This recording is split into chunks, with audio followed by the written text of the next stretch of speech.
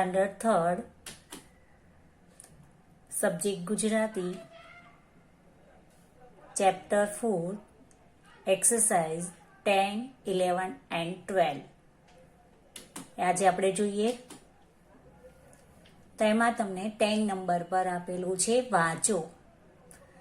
તો અહીંયા જે ચિત્ર આપેલું છે અને એ ચિત્ર જે છે એ શેનું છે એના અહીં કૌંસમાં નામ લખેલા છે. એટલે તમારે આ જે છે વાંચવાનું છે. અહીંયા હરણ દોરેલું છે, અહીંયા હરણ લખેલું છે. તો હરણ વનમાં રહે છે. એવી રીતે તમારે આ બધા સેન્ટેન્સ રીડ કરવાના છે. પેલા નળ નીચે તપેલી મૂક. ખેડૂત હળ વડે ખેતર ખેડે છે. ઉંદર એટલે માઉસ. બિલાડી આ માઉસ ખાતી નથી. ઊંટને રણમાં ચાલવાની મજા પડે છે. વાઘ અને હાથી વનમાં રહે છે. સિમરન ઝાડ નીચે બેસી ખાતી હતી. એટલે અહીંયા જે ચિત્ર ડ્રો કરેલા છે એ ચિત્રના નામ અહીં લખેલા છે દરેક જગ્યા પર. જુઓ, એ શેનું ચિત્ર છે નામ આપણને અહીં બતાવી દીધેલા છે.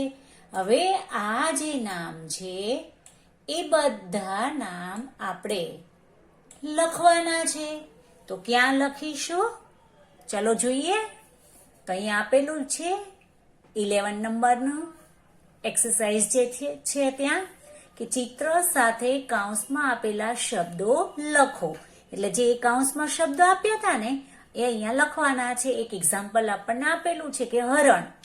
તો એવી જ રીતે નળ, ખેડૂત, હળ, ઉંદર, માઉસ, ઊંટ, વાઘ, હાથી, ઝાડ, આવી રીતે તમારે તમારી ટેક્સ્ટ બુકમાં લખવાનું છે. હવે આગળ તમને આપેલું છે સાંભળો અને છેકો. તેમાં લખેલું છે કે અત્યાર સુધીમાં આવેલા કોઈ પણ 8 મૂળાક્ષરો. કેટલા મૂળાક્ષરો લેવાના છે? 8. એટલે અત્યાર સુધીમાં આપણે જે મૂળાક્ષરો જોઈ ગયા છીએ ને એમાં આપણે અ, આ, ઈ એ પણ જોઈ ગયા છીએ. પછી આપણે ક, ખ, ગ, ઘ એ પણ જોઈ ગયા હોય. એ બધા મૂળાક્ષરો કહેવાય. તો એવા કેટલા મૂળાક્ષરો લેવાના છે? 8 મૂળાક્ષરો લેવાના છે. પછી એને મોટેથી બોલવાના છે. વિદ્યાર્થીઓને તે મૂળાક્ષર નીચેના વાક્યમાંથી છેકી નાખવા કહો. 8 મૂળાક્ષરો લખવાના, એ મૂળાક્ષરો બોલવાના અને પછી આ વાક્યમાં એ જે તમે પસંદ કર્યા હોય એ મૂળાક્ષરો તમારે છેકવાના છે. જેવી રીતે કે હું અહીંયા તમને એક એક્ઝામ્પલ આપીશ કે મેં આ મૂળાક્ષરો જે છે એ પસંદ કર્યા છે. ઝ, ઘ, હ, અળ, ઉ, ચ, ડ, અ કર્યા છે ને. એવા તમે કોઈ પણ લઈ શકો છો. આ બધા મૂળાક્ષરો છે જે આપણે લીધા છે. હવે એ મૂળાક્ષરોને આપણે અહીં જે સેન્ટેન્સમાં, જ્યારે કે અહીંયા મેં ઝ લીધો છે તો જ્યાં પણ ઝ આવતો હોય એ ઝ પર આપણે છેકો મારવાનો છે. કેવી રીતે? તો જો અહીંયા બતાવ્યું છે ઝડપથી એવું લખ્યું હતું ને એટલે ઝ પર છેકો આવ્યો. એવી રીતે જ્યાં જ્યાં પણ લખ્યા હોય ને ત્યાં આપણે છેકવાનું છે. પછી લેવાનું ઘ. તો જ્યાં ઘ આવે ત્યાં છેકવાનું. પછી હ.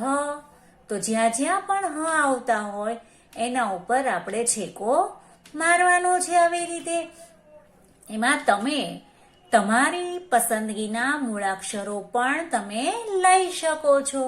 પછી અળ છે, તમે અળ ઉપર છેકો માર્યો. ઉ છે તો ઉ ઉપર છેકો માર્યો છે. ત્યાર પછી ચ છે તો ચ ઉપર છેકા મારીએ છીએ. પછી એવી જ રીતે આપણે ડ ઉપર છેકા મારીશું. તો આવી રીતે તમારે તમારી ટેક્સ્ટ બુકમાં પેન્સિલથી મૂળાક્ષરો જે છે એને છેકી નાખવાના છે.